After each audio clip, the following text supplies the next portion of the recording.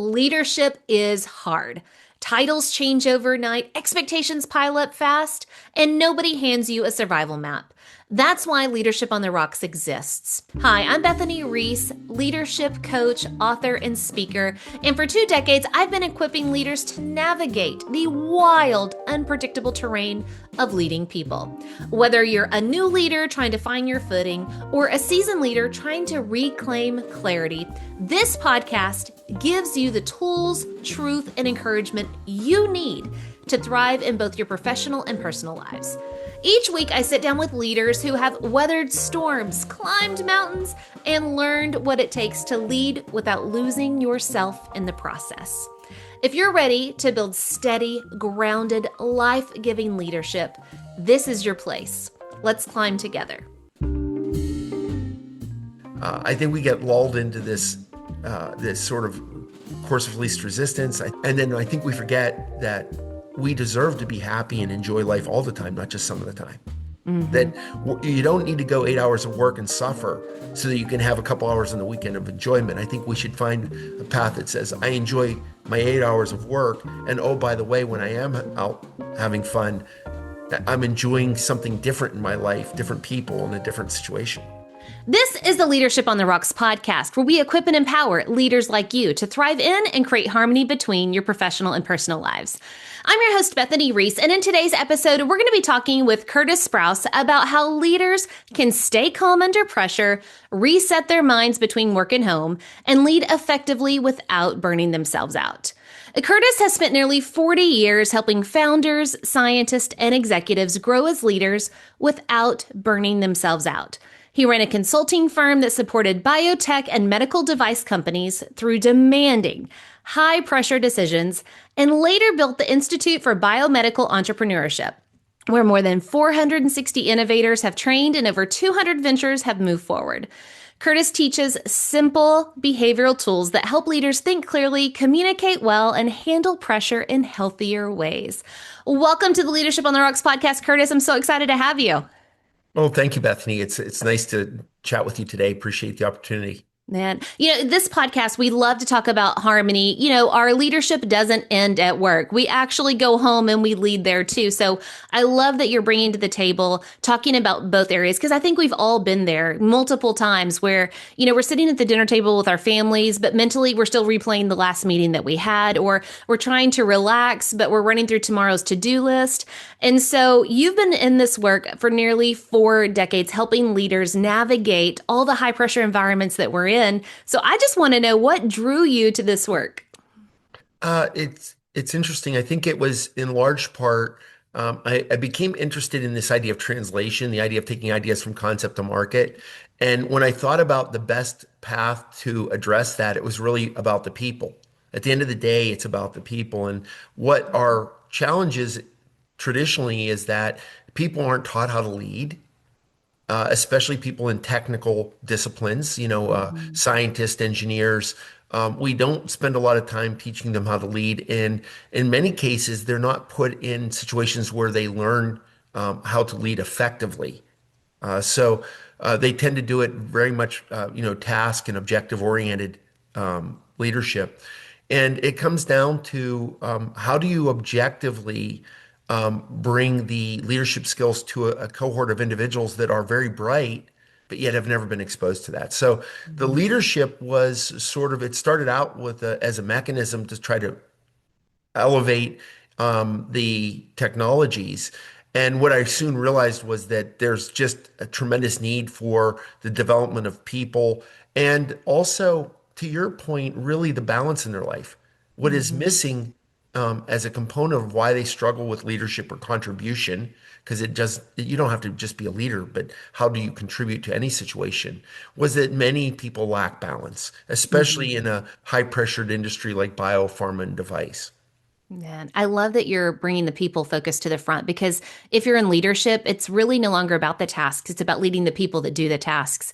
And it's so important. I think you just hit the nail on the head. And really, in any industry, you're good at the technical task of whatever that is for the industry. But then whenever you step into leadership, now I got to deal with some people and behaviors and all the emotions and things like that. So you coming from science, technology, but having the emotional intelligence to say, we got to focus on people now. Like, let's get first things first is so huge, so important.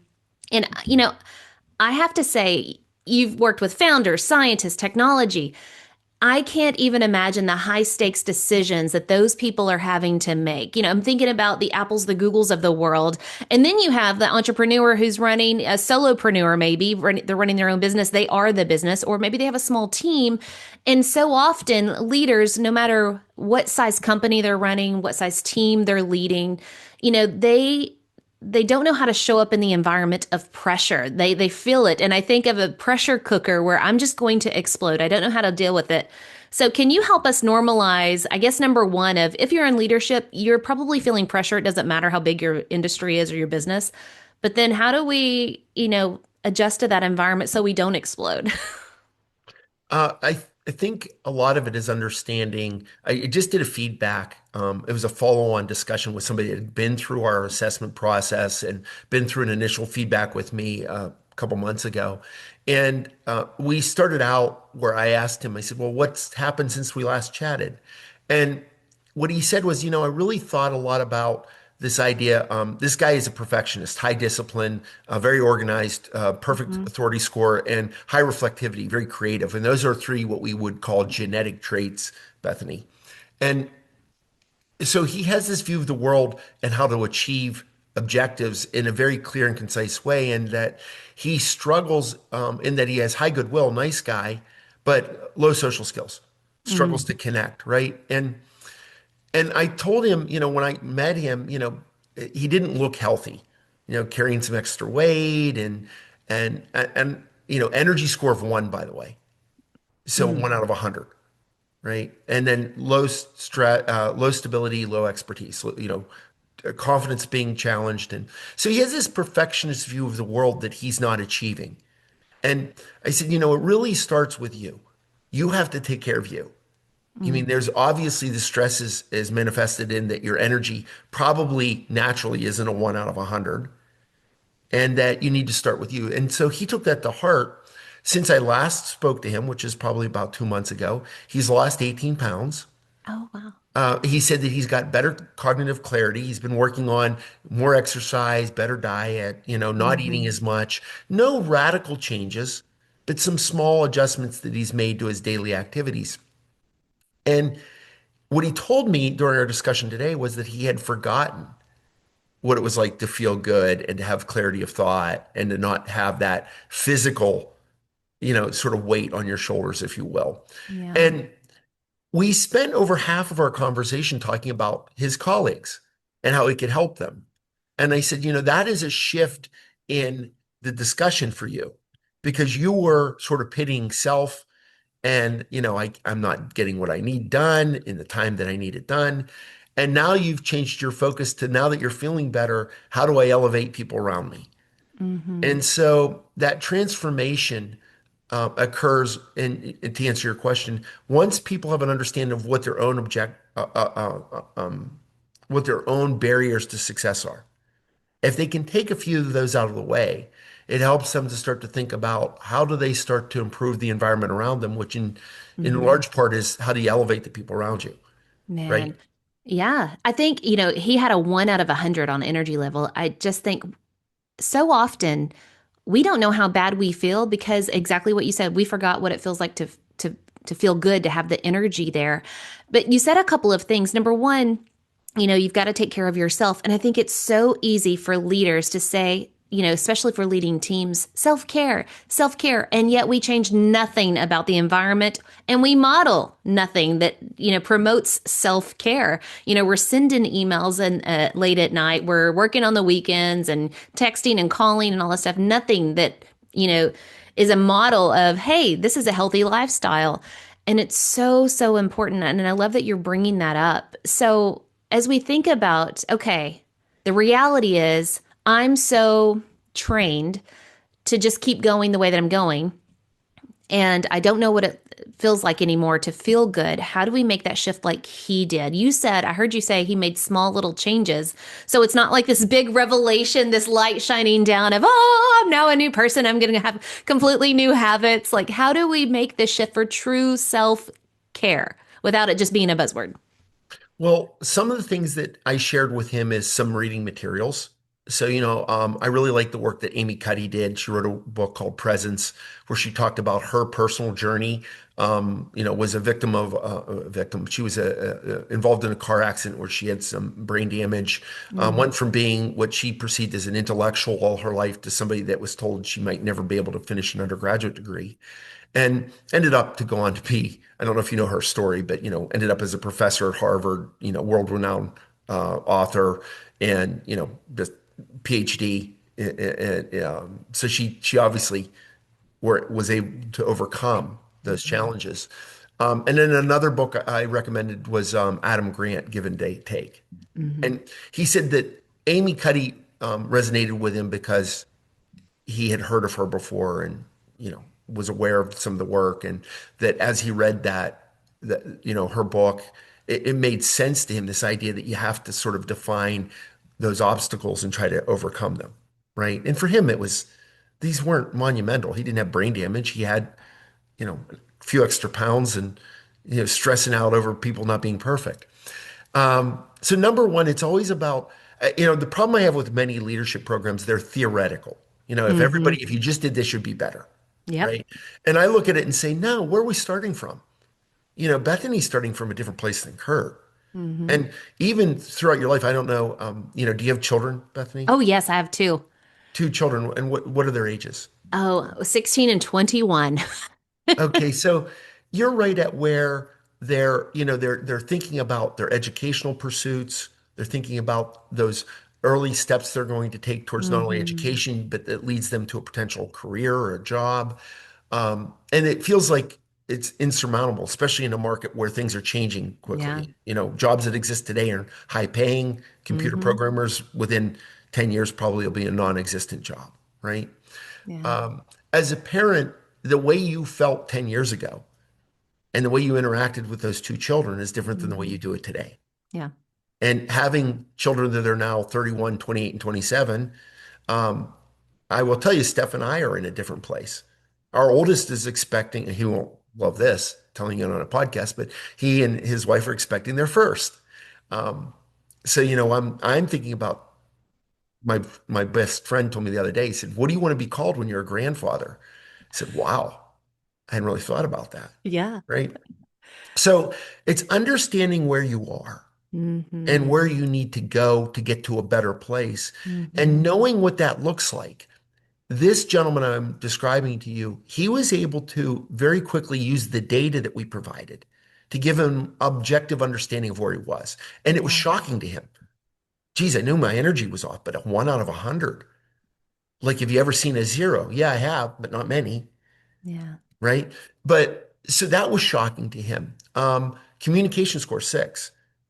That that Six that out of 100. 6 out of 100. Oh, man. So the idea that you are, curse of knowledge, you don't share information, even though he's got this incredible intellectual ability to define Hmm. problems, organize his thinking as to how you achieve the objective, and think through the iterations with his highly reflective, very creative mind. He wasn't communicating that. And as a leader, that's an opportunity Yeah. when you're not communicating to your team. So the data helped him to have a greater sense of awareness of these things that he already knew, but he didn't understand the magnitude. It's like if you're walking around with high Mhm. cholesterol, you really don't know it until you have a heart attack. Yeah. That maybe I had high cholesterol, or that geez, I'm early stages of diabetes. You don't wake up one morning and say, geez, I feel like I have early stages of diabetes, right? And it's the same as, like for me, as I've gotten older, it's not hard to put on a couple extra pounds, but it sneaks up on you. Hmm. It's a quarter pound here, a quarter pound there, and all of a sudden you look and you're like, gosh, I'm 10 pounds heavier than I was a couple of months ago. And so I think number one is helping people understand objectively where they are, Hmm. and then understanding why that's not where they want to be. because that's another thing. You sort of get used to sort of course of least resistance. I get up every morning, I go down and make a cup of coffee, I read I get on my phone and I read the paper, or I look at messages from yesterday. I go upstairs and take a shower, I get dressed, yeah, I sit down at my desk or I drive to work. Um, you know, rinse, repeat, and we do it over and over and over, and we don't realize Hmm. that, I haven't gone out with my wife in ages. I haven't taken her to dinner. We haven't had any fun and gone to a movie during the week. We only do it on the weekends. What said you can't have fun during the week? When did we decide that that was the case? That you can't go see a movie or go see a show, and go for a walk in the Hmm. woods and do something that's different. And so I think we get lulled into this sort of course of least resistance. I think we lose sight of what the material changes that are negatively affecting us that we've let happen. And then I think we forget that we deserve to be happy and enjoy life all the time, not just some of the time. Hmm. That you don't need to go 8 hours of work and suffer so that you can have a couple hours on the weekend of enjoyment. I think we should find a path that says, I enjoy my 8 hours of work. And oh, by the way, when I am out having fun, I'm enjoying something different in my life, different people in a different situation. Man, I feel all of that. I feel like it's such a slow drift, a slow fade, whatever you want to say, where we are making small concessions to lifestyle and to desires and to wants, and we just keep drifting off course. And I love you said number one is understand where you are. And you've mentioned data, and I want to get into what you do and how you can come in and help people find that data. You're like the scale. Like nobody wants to step on the scale. We're fearful of it. Like I know I'm overweight, but I don't know how bad it is. And you're coming in, you're like, there's the data. And so we all have to come to that point where we're willing to open our eyes to truth because we tell ourselves stories. It's not as bad as it may, I don't think it's as bad as what I feel or what people say it is or whatever.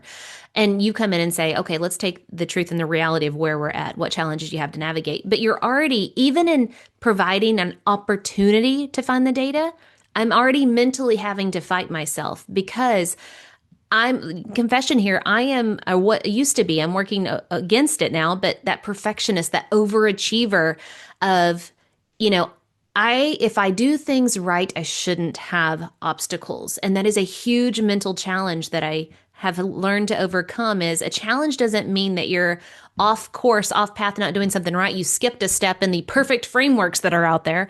It's what do you do when you come to an obstacle or a challenge? How do you navigate it? And that's been my life lesson.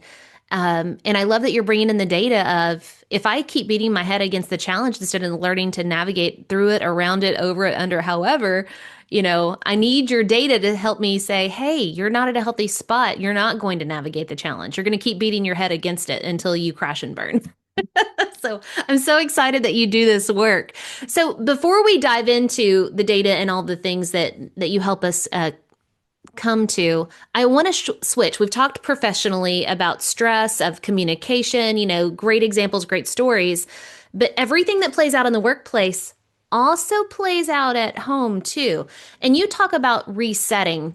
And so if I'm putting the cart before the horse here and we need to talk about data before home, feel free to do that. This is, for you to talk and discuss, but I just really love the concept of resetting before you go home. And I think most of us are running around with 47 work tabs open. And then whenever I get home, it's like I'm so mentally overstimulated that I can't really function and be fully present when I'm home with my family and my kids. So, talk to us about resetting. What is it? How do we do it? Like, help us. Well, I think it's hard. If I reflect on my life, I remember I used to come home from work and I'd be isolated in my own head with the problems of the day. And, Mhm. I would be physically present in the room with my wife, but I wouldn't really be Yeah. present. Meaning, I'm dealing with this client. I got to be traveling later this week and I got to put together a report. And oh, look, I just got this email about something. I need to address this. And I've sort of learned now to put the phone down, go downstairs, share, sort of the highlights of my day with my wife, but then ask her about hers.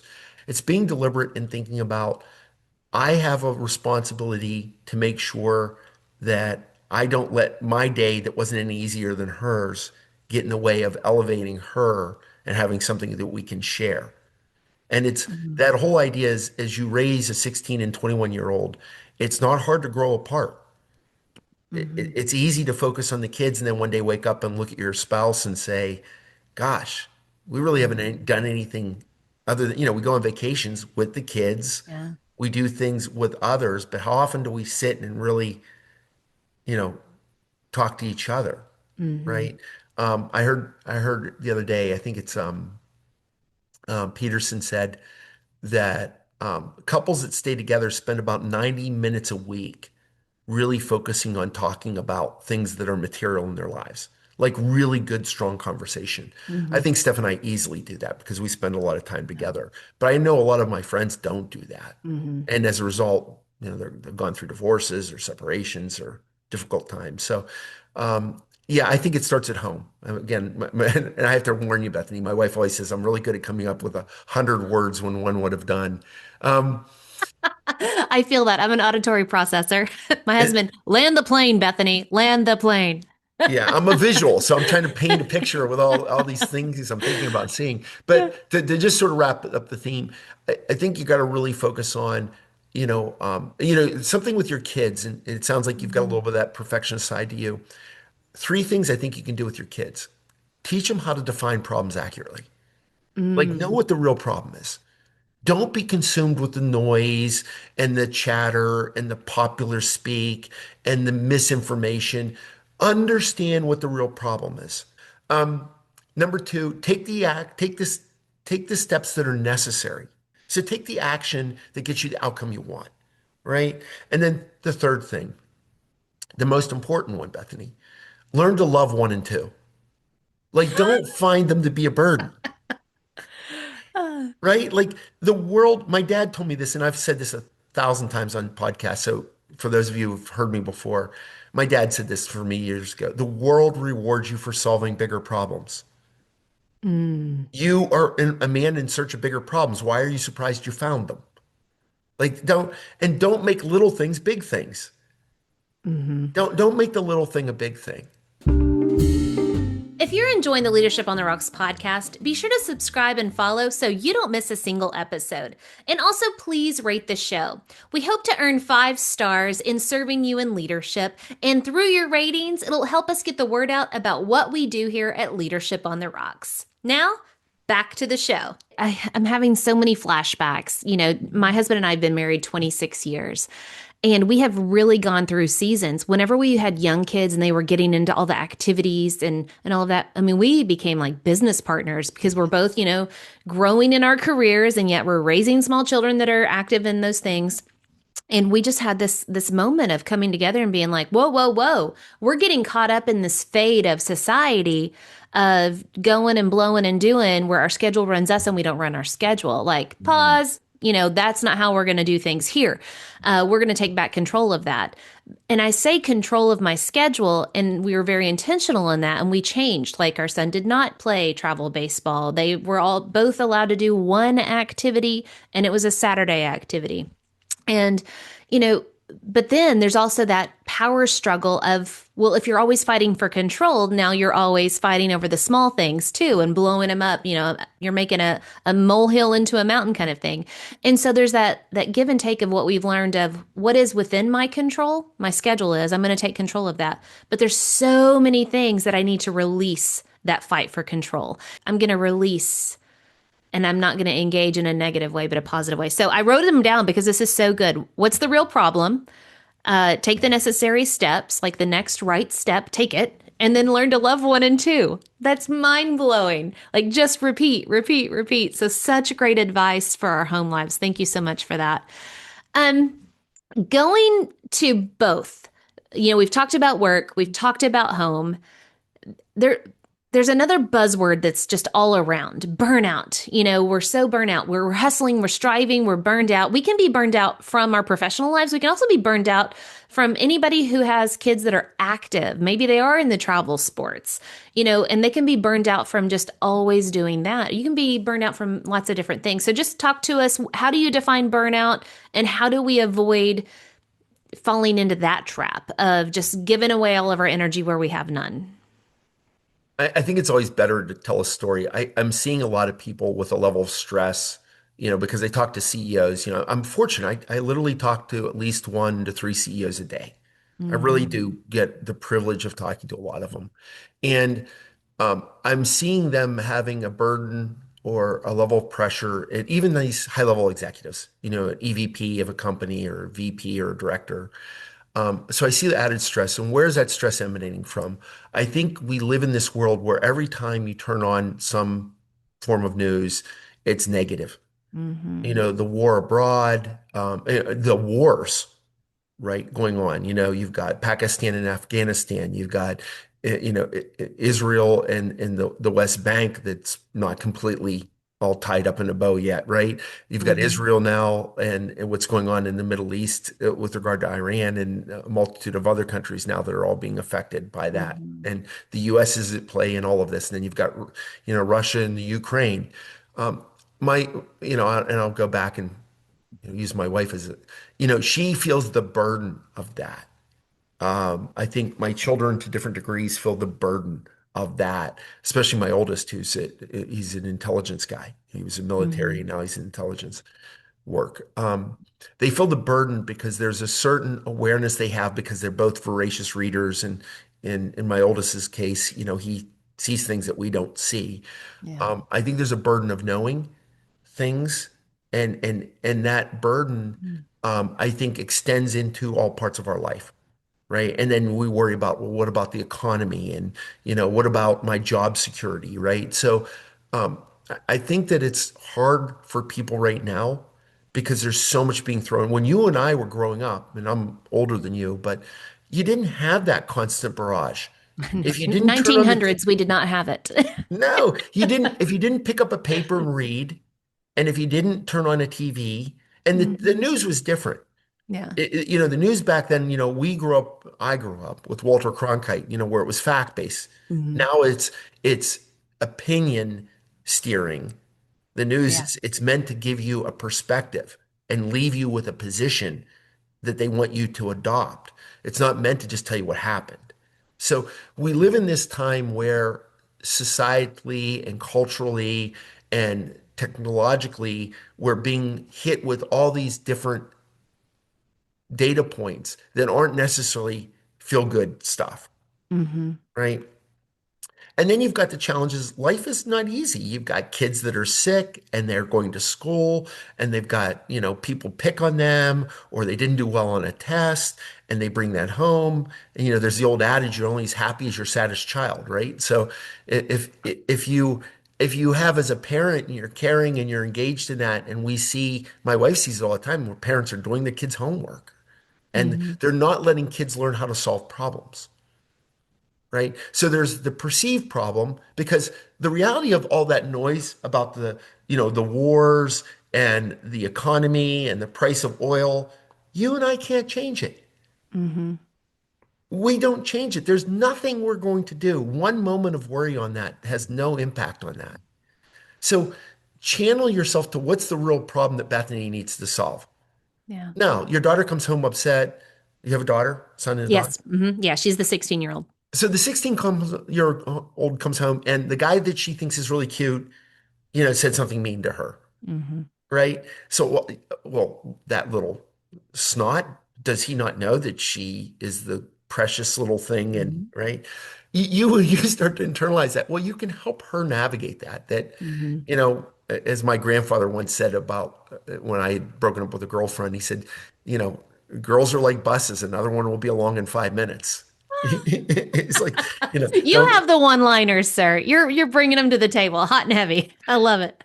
so don't be overly upset about, a relationship that didn't work out when you were 16 years old, was his Hmm. point. Not Yeah. that to be flippant about, don't worry about it. There's always another woman, but the idea that, you have a lot of life to live and this does not Hmm. define you Yeah. and the relationships, right? But for her, she doesn't get that. Yeah. And so, but you can help her grow in her understanding of that. You can focus your energy on that. You can leave her in a place where she does start to understand Hmm. that, you know, that you were 16 once, right? You lived that. You've been there, you've seen that. And as your kids get older, I think they have a greater realization of that. Mhm. Mom and dad did go through this before, and their insights are based on experience and love. Yeah. Meaning, you never tell your daughter or your son something that isn't out of just pure love and caring for them. The question is, do we moderate it properly? Do we let Hmm. them struggle through the challenges and solve it themselves? Do we help Yeah. to give them guidance and pick them up when they need to be picked up, but don't overwhelm them with the controlling them and watching them and telling them what to do? Hmm. You become more resilient having practiced resilience. You become a better athlete and deal with adversity by having been in adversity and being successful in those situations. And I think we live in a society today where we're trying to insulate everybody from the adversity and not teaching them how to navigate it, how to Hmm. define it. And Yeah. so, again, a lot of themes there, from the sort of the big picture of what's causing it. I think it's important to talk about that because it is different than when you and I were younger. Yeah. And it develops a better filter, develops a better focus. And I think these are the things that we need to teach our children because they're going to grow up in this very noisy environment where Hmm. the truth exists. There's always truth. Get to the truth. Seek truth, not pleasure and utility. Yeah. Oh, it's so good. You've hit so many foundational beliefs that we've lost clarity on. I love that you had so many phrases in that too. I tried to write a few down, but the burden of knowledge is so true. You have access to knowledge of pretty much anything real time, but then there's so many different versions of that knowledge out there as well. And we're carrying around all that weight. It's like picking up a bunch of rocks and putting it in your bag, and now you're carrying the weight of the world with you, and that's going to lead to quicker burnout of I just can't even anymore. And whenever you have the better filter, exactly what you were saying of what's the real problem. Do is this a rock I really need to pick up and carry? And most of the time the answer to that is no, it's not. It's not that big of a thing, or it's not my rock to carry. It could be somebody else's burden to carry. And for the rocks that you do carry, this is where, I lean into my faith of go exchange the rocks. His yoke is easier than mine. I'm going to go exchange that puppy for something lighter. And so that's how I choose to navigate it. But teaching your children how to problem solve. Again, background is education. You are 100% spot on. So the conversations you and your wife are having, yes, I totally see it, not just in my children, but in society of other people's children. I have seen thousands and thousands of children over my career. And we are no longer helicopter parents where we rescue them. We are becoming a society of lawnmower parents where I go in front of my kid and mow down all of the challenges, all of the adversity that they could possibly have so that they don't experience it. And what we leave out there is young adults that don't know how to navigate any kind of challenge. And now we have high mental stress, high anxiety, all of these things. And so I love what you're saying is number one, professionally, you've got to navigate it. Like, go get an assessment, figure out where you're at, and learn how to navigate those challenges. And then teach your children how to do it at home. Like, it's all connected. It's so, so good. We got to stop normalizing stress and burnout. I read a book, Essentialism, by Greg McKeown, and a phrase that I just has burned in my mind is burnout is not a badge of honor. Let's stop giving it the badge of honor. It's not.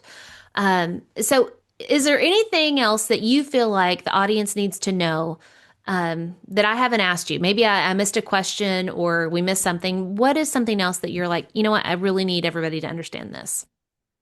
I think we've covered some really good areas today and some topics. And thanks to your questions and your approach, I I think you have to elevate yourself to elevate others. Mm, And I think about elevating others. I think too often we get consumed with what we believe to be our burdens and our stressors, mhm, right?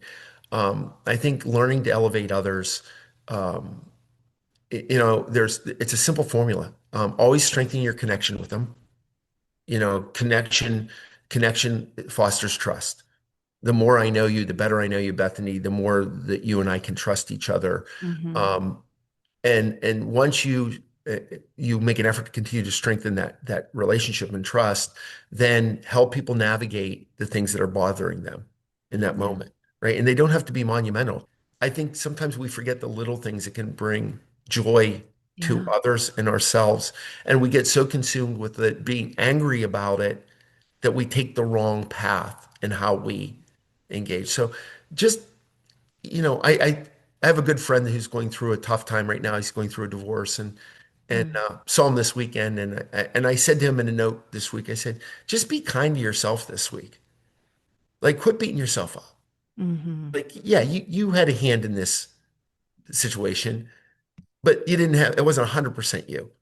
Hmm. Like, and the journey that's been taken has been taken. Now, what's the journey you want to take from here? Where are you Yeah. going from here? Right? Because that you can't go back and change what happened. You can only Yeah. improve where you go from here. So, Yeah. A hard lesson that I've learned is I no longer listen to myself. I learn how to talk to myself because the natural thoughts that come in are usually a negative spiral. So I have learned how to, my first thought does not have to be my second thought. And so, how do I transition that to talk to myself of, okay, that did not go as expected? What can we learn from that? How can we press on? And going back to your words, and take the next right step, the next necessary step to continue moving forward. And that's life. I think so many of us are asking the philosophical question, is this all there is to life? Like, I'm stressed, I'm burned out, I'm tired, I have no energy. And the answer to that is no, no, you're on a wrong path. Like, look at the data, where are you at, and choose a different path. And you can. That is not all that there is to life. There is joy in beautiful chaos. And that's why I love harmony. Harmony is a bunch of different notes happening at the same time, and it still makes beautiful music. And I want my life to have harmony. I don't want it to, be just one note all the time. That gets boring. So, Curtis, thank you so much for being here. What are some key takeaways for our listeners that they can go and apply in their own leadership? I think number one, always be a lifelong learner. Mhm. Learn.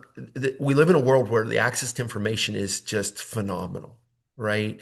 Um, be be really careful about what it is you believe, Mhm. meaning make sure you're challenging. Just because somebody with authority tells you something doesn't mean it is true. And we've seen that time and time again, right, with numerous situations. Yeah. But I think really be careful to look at the spectrum of positions and data and knowledge so that you're more grounded in finding that truth and reality.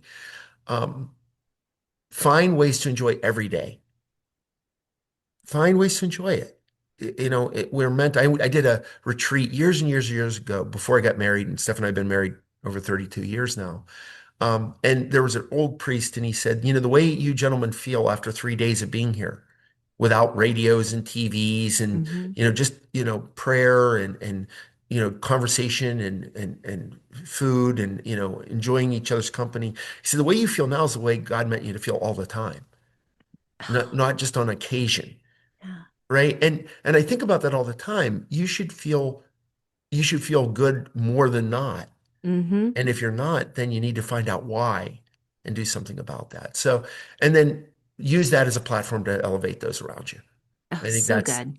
those are the things I would like to leave the audience with. Thank you for the permission to enjoy life. Yeah. Sometimes we Yeah. need to hear it. Hey, it's not supposed to suck. Go out and enjoy it. All It doesn't right. mean it's easy either. Yeah, It doesn't true. mean it has to be easy, but you can enjoy the struggle, right? There there Hmm. there can be enjoyment in the struggle if you let yourself do so. Yeah, I think a great example, and I am not a marathon runner, let me be very clear, but people who go out and run 26 miles, like that takes a lot of work, and yet they enjoy it and then they have a reward afterwards. So, yes, there is work, but there's still enjoyment in the work. So, all right, Curtis, if there is one poor decision, let's think of the opposite. If there's one poor decision you would warn our leaders to avoid, like, come on, leaders, don't do this one thing. You're better than that. What would be that one poor decision? Don't put your purpose in front of people. Ooh. I think oftentimes there are a lot of leaders right now that believe the purpose is more important than the people. I'm Mm, not saying ignore the purpose, yeah. but not at the expense of the people. And I see Hmm. leaders that are happy to do spreadsheet cuts and, not invest in the development of their teams. This whole idea now that AI is going to replace human beings, it's not going to happen. It will Yeah. facilitate us as humans doing more, and potentially doing it better if we use the technology properly. But it's not going to replace what you and I are doing right now. It's two Mm. people having a conversation, sharing, learning from each other. It will never replace that. And if it Yeah. does, then we cease to have a society where human beings matter, right? Yeah. So I don't see that happening. Yeah. So I think that don't put the purpose in front of the people. Oh, so good. Thank you so much. All right, Curtis, where can our listeners go to learn more about you, your work? And I've heard you talk about behavior and data and all that stuff. So tell us all the things. Where can we connect with you and learn more about all of this? So eurekaconnect.com, you can always go to our website, and there's a contact us. You can contact us through the website. Shauna Kwok, Shauna at eurekaconnect.com. If you email her, she can set up time on my schedule. If you'd like to go through the assessment, we do offer them. People contact us all the time and want to go through the assessment or have their children go through it. It takes about half an hour to an hour, depending on who the person is, to fill out the information.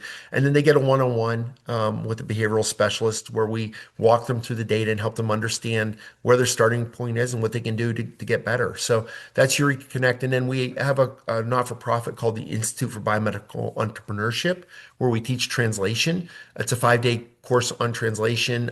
We'll have some programs coming up in the fall, but it helps innovators take ideas from concept to market. And over 250 companies have been started or advanced through that program. Very proud to say since 2017. And that is ibeinc.org. And again, Shauna can also help you there as well. That's amazing. You're practicing what you preach of, hey, it's about people. And so you're taking people that have an amazing task or idea or innovation and like, hey, here's how we take it to market to the people. I love it. Thank you, sir. Mhm. Thank you so much for being here and sharing your wisdom and helping us realize that we need to find that harmony of, resetting and self-care. I mean, I'm going to use the buzzword at the end because everybody already knows it, but truly what that means and how to apply it. So thank you so much for your wisdom today. Thank you. Really appreciate it, Bethany. Guys, until next time, continue putting in the work of building your life and leadership on the rocks, the essential rocks. God bless.